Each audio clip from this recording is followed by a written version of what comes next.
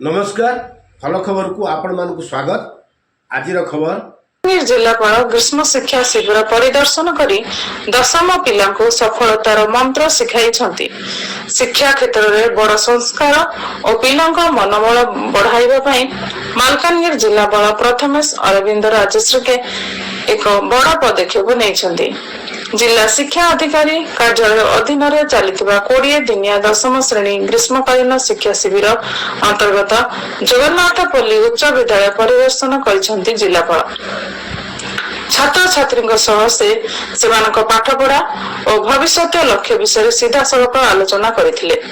आलोचना बेले पढ़ुथिबा विषय को से केवल घोषिबा परिवर्ते तार्किक रूपे बुझिबा और वर्तमान समय सदुपयोग करने को जिलापाल उपदेश देथिले।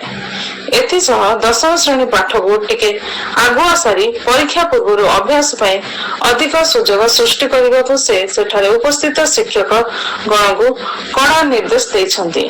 एही स्पेशल विजिट अवसर रे जिला शिक्षा अधिकारी चित्तरंजन पाणिग्राही, अतिरिक्त जिला शिक्षा अधिकारी मंजुलता भोई, भागीरथी बेहेरा, जिला विज्ञान परिदर्शक जगन्नाथ प्रसाद बेहेरा प्रधान शिक्षक ईश्वर राव उपस्थित रही जिलापाल को स्वागत करने सह धन्यवाद अर्पण करथिले।